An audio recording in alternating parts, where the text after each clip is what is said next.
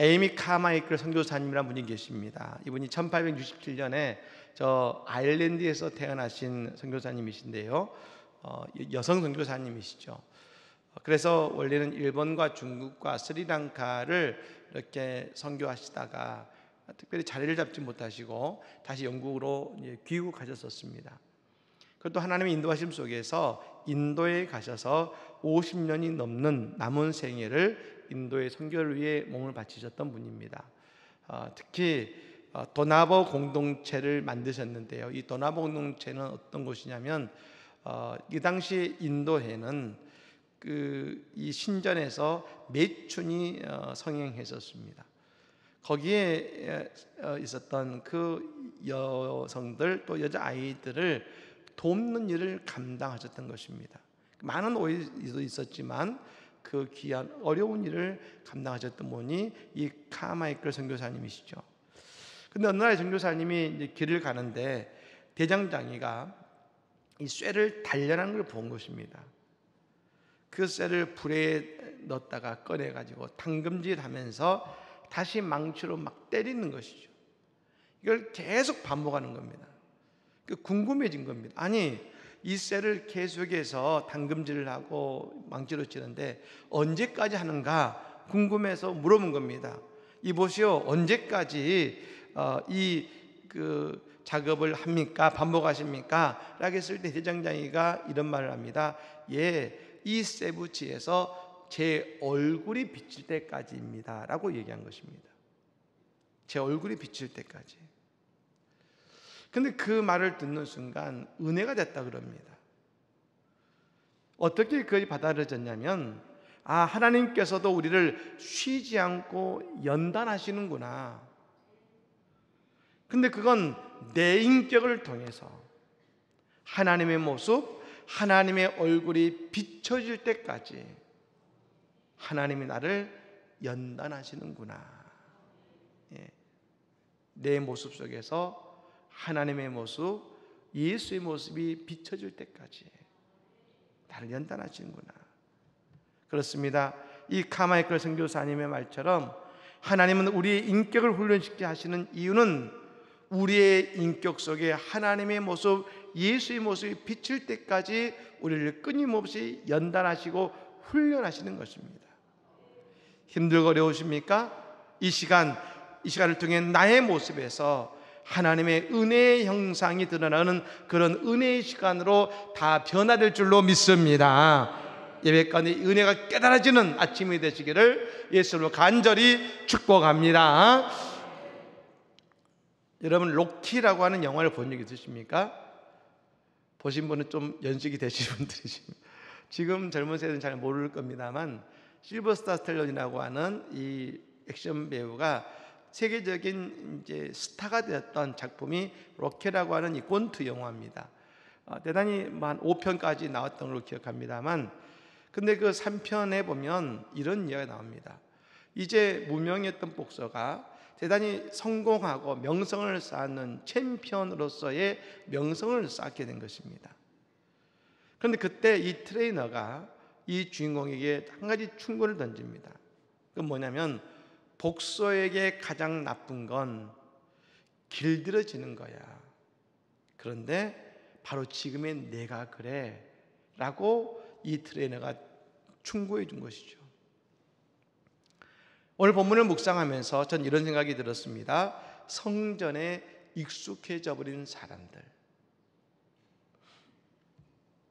분명 무언가 중요한 것을 놓치고 있는 것 같아 라고 하는 생각이 들지 못하고 그냥 어느덧 이 모든 것이 당연하게 여겨지는 모습들인 것입니다. 우리의 삶에서 늘 경계해야 되는 것이 뭐냐? 바로 길들여지는 것이고 익숙해지는 것입니다.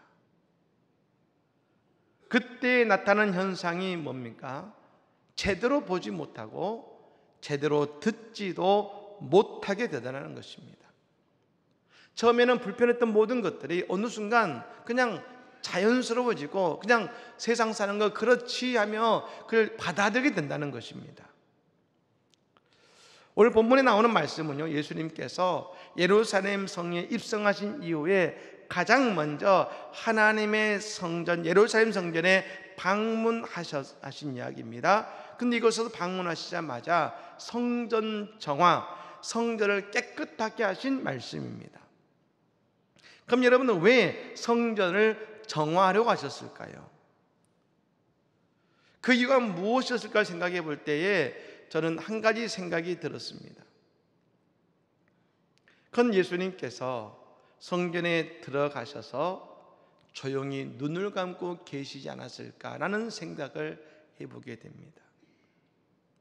우리가 여러분 눈으로만 보고 인식하던 것을 눈을 감고 소리를 들으면 보지 못한 것들이 보이게 됩니다. 모두 다 하나님의 성전에 와서 예배하고자 하는 마음에 들떠있을 것입니다. 많은 사람들이 예배한다고 그 예루살렘 성전에 모여들었을 것입니다. 그런데 예수님께서 그 가운데 눈을 감으셨다면 어떠했을까요? 어떤 소리를 들으셨을까요? 눈으로 보았을 때는 화려한 성전과 많은 사람들이 가득 차 있었겠지만 두 눈을 감고 소리를 들으셨을 때 사람들이 흥정하는 소리, 양과 비둘기 소리, 동전 소리만 들리지 않았을까요? 그것은 하나님의 성전인데 말입니다. 바울 사도가 말합니다. 고린도전서 13장 16절 말씀에 이렇게 말해요. 같이 한번 읽어볼까요? 읽겠습니다. 너희는 너희가 하나님의 성전인 것과 하나님의 성령인 너희 안에 계시는 것을 알지 못하느냐. 아멘. 여러분, 우리의 몸은 하나님의 성전입니다. 믿으십니까? 하나님의 성전이에요. 근데 여러분, 과연 오늘 나의 마음 속에는 어떤 소리가 울려 퍼지고 있습니까? 어떤 소리가 내 영혼, 내 마음을 가득 채우고 있습니까? 헨리 나우엔이라고 하는 영성학자요, 하버드대학 교수가 여러분 많은 사람들에게 책과 강연으로 희망을 주었습니다. 그런데 어느 날 이 많은 일 속에서 어느 날 우울증이 갑자기 온 것이죠. 그래서 친구의 권유로 캐나다에 있는 라르시 공동체에 가게 됩니다. 이것은 지적장애인들이 모여있는 공동체죠. 여러분, 그곳에 가서 아담이라고 하는 한 사람과 친분을 갖게 되는데요, 사람들이 엘리나에게 묻습니다. 당신 누구요? 자신을 소개하죠. 저는 하버드 대학 교수인 헨리 나우엔이라고 합니다. 그 사람들이 되묻는 겁니다. 하버드 대가 뭐요? 그러니까 여러분, 그곳에서는 자신이 하버드 대학 교수라는 사실이 중요하지 않다는 것을 깨닫습니다. 지금까지 자신에게 중요한 것은 하버드 대학 교수였는데, 내가 공부 나왔던 대학이었는데, 그 내 외적인 것 전혀 중요하지 않게 된 그 자리에서 진정한 자신의 내면의 소리, 자신의 본 모습, 나는 누구인가, 내 안에 어떤 소리가 가득 차 있는지를, 자신의 본 모습을 보게 되고, 그리고 그의 우울증이 치유받는 경험을 하게 된 것입니다. 여러분, 오늘 우리는 하나님께 예배하기 위해 이곳에 모였습니다. 우리의 이 자리는요, 내 눈에 보이고 익숙해진 그런 것들, 나의 외모와 직분과 직업들, 나의 드러나고 내게 익숙한 그런 모습이 아니라 나의 진정한 모습이죠. 죄에 익숙하고 사랑에 목말라 하고 내 마음에 눈물을 잃어버린 그런 내 자신을 발견함으로 하나님을 간절하게 찾게 되는 그런 예배의 시간이 되시기를 예수님으로 간절히 축복합니다. 그럼 여러분, 예루살렘 성전에 있으면 들어가셨을 때에 발견하지만, 원하셨지만 찾지 못했던 것은 무엇이 있을까? 세 가지입니다만, 첫 번째가 이것입니다. 예배하는 자는 많았으나 진정한 희생으로 드리는 자는 없더라는 것입니다. 오늘 보면 15절 말씀을 읽어볼까요? 15절 말씀을 읽어보겠습니다. 그들이 예루살렘에 들어가니라. 예수께서 성전에 들어가사 성전 안에서 매매하는 자들을 내쫓으시며 돈 바꾸는 자들의 상과 비둘기 파는 자들의 의자를 둘러 엎으시며. 아멘. 여러분 그림을 하나 보실 텐데요, 그 당시 예루살렘 성전의 모습입니다. 여러분 저기 보시면 가운데가 예루살렘 성전이고요, 저기 빨간색 지붕 보이시죠? 그쪽이 동쪽 방향입니다. 그쪽이 감난산을 향하고 있는데 그거 보면 두 개의 문이 있습니다만 바로 예수님이 저 문으로 입성하신 것입니다. 그리고 그 위에 있는 빨간색 지붕에 있는 것이 뭐냐면 그곳에서 온갖 장사치들이 이 재물에 쓰여질 것을 팔고, 그리고 그 당시에 있는 그 돈들을 바꿔주는 했던 것이 바로 저 빨간색 지붕입니다. 다시 말하면 그곳을 거쳐야만이 성전으로 들어갈 수 있던 것입니다. 여러분 그 당시에 율법에 의하면요, 흠이 있는 짐승은 하나님께 드릴 수 없었습니다.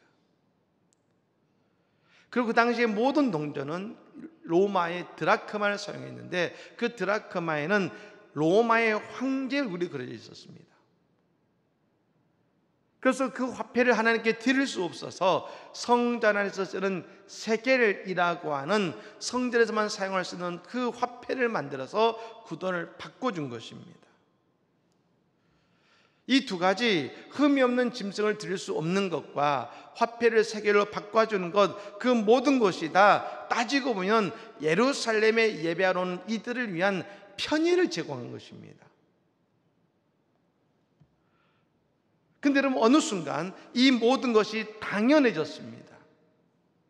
그런데 바로 이 모습이 보여지는 한 가지는 이것이었습니다. 어느 순간부터 저 이스라엘 백성들에게 진정한 희생과 헌신은 사라지고 없다라는 것입니다. 희생과 헌신은 어느 순간 사라지고 없이 편리만이 남았습니다. 그들이 여러분 원래 양을 가져올 때는요, 먼 길을 올 때든 가까운 곳을 올 때든 양에 흠이 있으면 안 되잖아요. 그러니까 그 한 마리 양을 애지중지하면서 성전까지 왔습니다. 여러분 그들은 힘들지만 하나님께 그 흠없는 양을 드리기 위해 애쓰며 오는 그 모습, 아니 그 집에서부터 출발하는 그 모습에서부터 그들의 예배는 시작됐던 것입니다. 예배가 성전에 와서 양을 잡는 것에서 시작되는 것이 아니라 이미 하나님께 드리기 위해서 지극정성으로 조심스럽게 그 양을 몰고 성전까지 오는 그 시간도 그들이 하나님께 드리는 예배의 시작의 모습인 것이었습니다. 그런데 어느 순간 그 헌신과 이상은 사라졌습니다. 그럴 필요가 없어진 것입니다. 분명 예배를 더 잘 드리기 위한 이 모습이 결국 예배의 정성이 사라지고 진정한 헌신은 사라지게 되었다는 것입니다. 여러분 어느덧 세상에 편리함을 추구하는 시대가 되었습니다. 조금 힘들면 영상으로 예배 드리면 되지 라고 하는 시대가 되어버렸습니다. 그러다 보니 우리는 더 이상 헌신하는 것이 그게 중요치 않게 되는 시대에 살고 있습니다.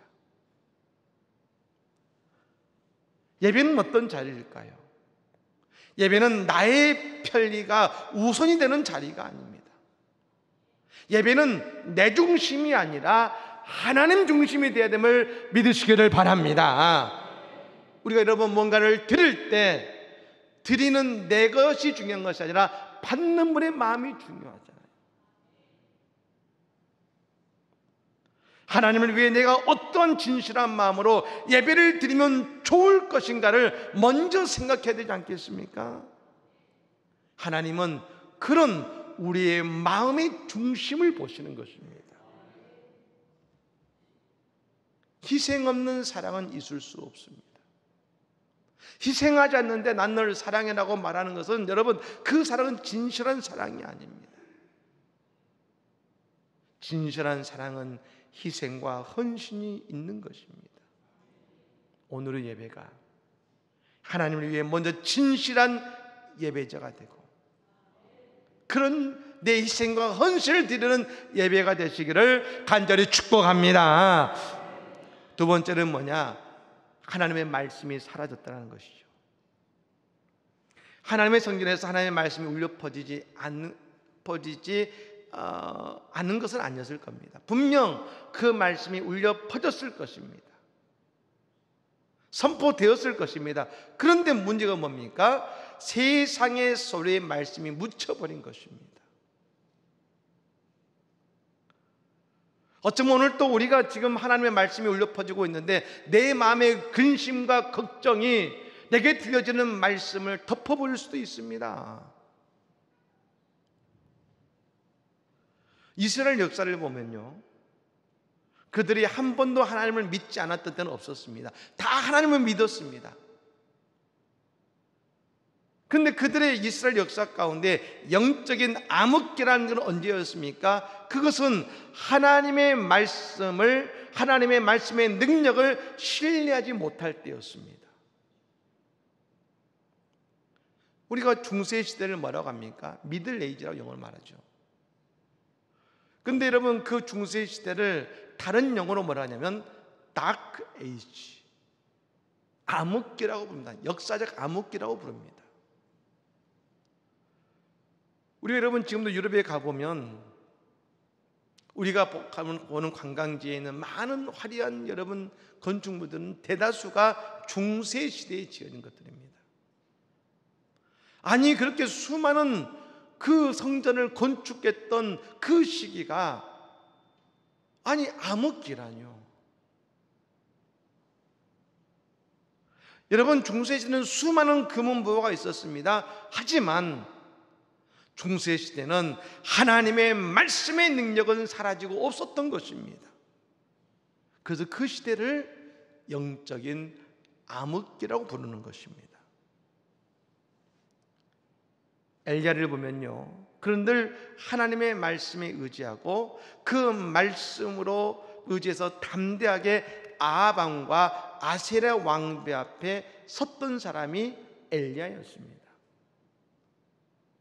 근데 여러분, 우리가 이 열왕기를 보면 어느 순간 엘리야에게 하나님의 말씀이 들리지 않았을 때가 있습니다. 그때에 엘리야는 그 마음에 두려움이 가득 차서 이세벨 왕비를 피해 도망자가 됩니다. 그러다 로뎀나무 아래에서 하나님께 이렇게 외칩니다. 하나님, 나를 죽여주십시오.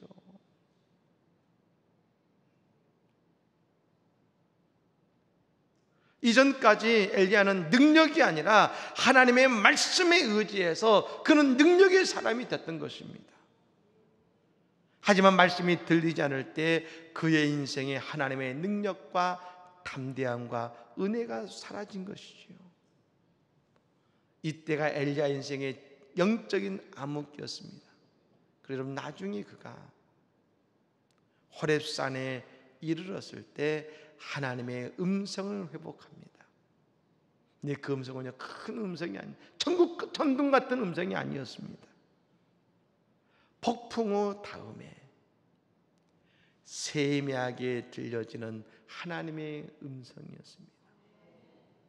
분명 폭풍으로 귀가 멍멍했을 텐데도 엘리야에게 세미한 하나님의 음성이 들려지자 그의 인생에 하나님의 능력, 말씀의 능력이 회복되었음을 믿으시기를 바랍니다. 우리의 인생도 그런 것입니다.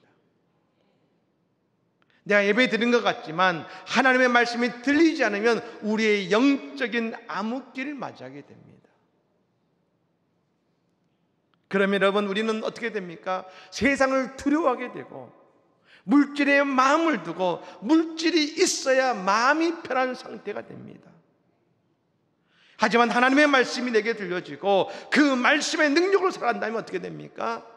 하나님께서 말씀으로 천지를 창조하신 것처럼 우리의 삶에 하나님의 창조의 능력이 드러나게 될 줄로 믿습니다. 여러분, 마지막으로 교회는요, 기도의 소리가 기도가 충만해 될 줄로 믿습니다. 우리 17절 말씀을 읽겠습니다. 17절 말씀을 읽어볼까요? 읽습니다. 이에 가르쳐 이르시되 기록된 바 내 집은 만민이 기도하는 집이라 칭함을 받으리라고 하지 아니하였느냐. 너희는 강도의 소굴을 만들었도다 하시매. 아멘. 예수님 말씀하십니다. 내 집이 만민의 기도하는 집이라 하셨습니다. 여러분, 저는 이 말씀이 너무나 중요한 것 같습니다. 우리의 몸이, 우리의 교회가 우리의 기도로 채워져야 될 줄로 믿습니다. 우리의 영혼은 기도로 채워져야 되는 것이죠. 그러니까 하나님의 성전을 내 집은 만민의 기도하는 집이라 하셨지 않습니까? 여러분들, 만민은 뭡니까? 모든 사람을 말함과 동시에 모든 상황을 의미하기도 하는 것입니다. 모든 상황 속에 우리의 기도의 소리가 교회에 울려 퍼지고 내 마음속에 기도가 있어야 되는 것입니다. 여러분, 우리의 마음속에 하나님의 기도, 하나님 향한 기도의 소리가 흘러넘쳐야 될 줄로 믿습니다. 그런데 여러분, 기도가 없는 성전은 어떻게 된다겠습니까? 예수님 뭐라고 하셨습니까? 내 집은 만민이 기도하는 집인데 너희가 강도의 소굴로 만들었다 하겠습니다. 기도가 없는 성전은 강도의 소굴이 될 수 있습니다. 강도의 소굴은 빼앗고 사기치고 남을 넘어뜨리는 곳이 되어버리는 것입니다. 교회에 오면 서로 용서하고 서로 살리고 서로 일으키고 하나님이 기뻐하시는 일을 해야 될 줄로 믿습니다. 여러분, 그러나 기도가 사라지면 그렇지 않다는 것이죠. 강도는 본래 누구를 말합니까? 바로 사탄을 말합니다. 즉 사탄이 역사하는 것이 되어버리는 것입니다. 그런데요, 예수님께서 성전을 내 집이라 하셨지 않습니까? 성전은 예수님의 집입니다. 그래서 우리가 기도하면, 하나님의 성전에서 기도하면, 하나님의 성전이 기도로 가득 채워지면 우리의 인생은 예수의 권능의 사람이 될 줄로 믿습니다. 다윗과 솔로몬의 시대를 보면요, 둘 다 다른 시작과 다른 결과를 맺습니다. 다윗과 솔로몬은 부자지간이지만 그 너무나 큰 차이가 있었습니다. 다윗의 시작은 어떻게 됐습니까? 그가 통일 이스라엘의 왕이 되었을 때, 그가 왕이 돼서 성경에 기록된 가장 첫 번째 일이 뭐냐면 밧세바를 통해 범죄하는 것입니다. 그의 충신 우리아를 죽이는 것이었습니다. 반면 여러분, 솔로몬은 어땠습니까? 솔로몬의 시작은 하나님께 일천번제를 드림으로 지혜를 얻고 축복을 받은 것으로 시작이 되었습니다. 그런데요, 이 둘의 삶은 점점점 차이가 납니다. 다윗은 점점 더 복을 받고 하나님의 마음에 합한 자라는 소리를 듣게 됩니다. 왜 그렇습니까? 다윗은 오직 한 가지, 하나님께 늘 기도에 있습니다. 범죄 앞에서도 기도하고, 힘들 때도 기도하고, 연약함 속에서도 하나님께 기도합니다. 여러분, 그 기도가 다윗의 인생을 하나님이 기쁘시게 하는 그의 인생이 되게 하신 것입니다. 어떻게 됐습니까? 그는 가장 강력한 왕의 능력을 드러내게 하셨습니다. 다윗의 인생은 하나님께서 그의 인생이 마지막에 모든 사람들이 지금도 부러워하는 능력 있는 인생이 되게 하신 것입니다. 반면 여러분, 솔로몬은요, 처음엔 일천번제와 수많은 하나님의 축복으로 시작이 되었는데 점점점 우상들이 솔로몬의 궁전을 가득 채우기 시작합니다. 이유가 있었습니다. 수많은 이방나라의 공주들과 더불어서 그의 지경을 넓히고 그가 평안을 이루고자 했었습니다. 그러나 그는 기도하지 않았습니다. 솔로몬이 그가 인생을 다 산 이후에 그는 마지막에 이렇게 그의 인생을 고백합니다. 전도서 1장 2절의 말씀이죠. 전도자가 이르되 헛되고 헛되며 헛되고 헛되니 모든 것이 헛되도다. 솔로몬은 인생의 마지막에 헛되다고 죽었습니다. 왜요? 물질은 많았으나 기도의 능력은 없었거든요. 물질로 그의 인생은 가득 채웠지만 하나님의 권능은 그에게 없었습니다. 여러분, 베드로와 요한이 제9시의 기도 시간에 되어서 성전에 올라가던 중에 성전 미문에 나면서부터 걷지 못한 자를 발견하게 됩니다. 여러분, 그것은 무엇을 상징했냐면 예루살렘 성전이 있었지만 그것에도 예수를 십자가에 못 박는 결정도 했지만 더더욱이 뭡니까? 그 예루살렘의 성전은 그 시대에 아무런 능력이 없는 모습을 그를 통해 보여주고 있는 것입니다. 능력 없는 그 시대에, 그때의 베드로와 요한이 그 걷지 못한 자를 외칩니다. 근과 은은 내게 없거니와 내게 있는 이것을 내게 주노니 나사렛 예수 그리스도의 이름으로 일어나 걸어라. 여러분, 그때에 그가 일어나 걸었음을 믿으시기를 바랍니다. 그때 모든 성전에 있는 사람이 놀랍니다. 왜요? 예수님의 능력이 나타났잖아요. 능력 없는 시대에 능력을 보게 되었잖아요. 예, 이 시대도 지식은 있지만, 우리의 시대도 지식은 있지만 능력을 잃어버린 시대를 우리는 살아가고 있지 않습니까? 나의 인생도 예수님의 능력도 없이 도우심도 경험하지 못하고 그저 내가 열심히 살면 세상 사람은 됐지 않겠는가? 여러분, 그리고 열심히 살고 있지는 않으십니까? 근데 여러분, 오늘 우리에게 희생과 하나님의 말씀이 들려지고 우리가 안에 하나님을 향한 기도의 역사가 살아있다면 하나님의 능력과 은혜를 회복해 하는, 세상으로 나를 채우는 것이 아니라 기도로 우리 인생을 채워가게 하시는 하나님의 놀라운 주의 능력과 은혜가 우리의 인생에 나타나게 될 줄로 믿습니다. 여러분, 오늘 하나님은 이곳에서 우리의 희생의 소리를 듣기 원하십니다. 하나님의 말씀이 우리 안에 들려지기 원하십니다.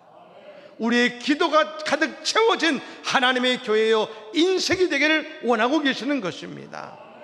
그곳에 예수님의 구원의 영광, 부활의 역사를 우리는 반드시 보고 듣고 경험하게 될 줄로 믿습니다.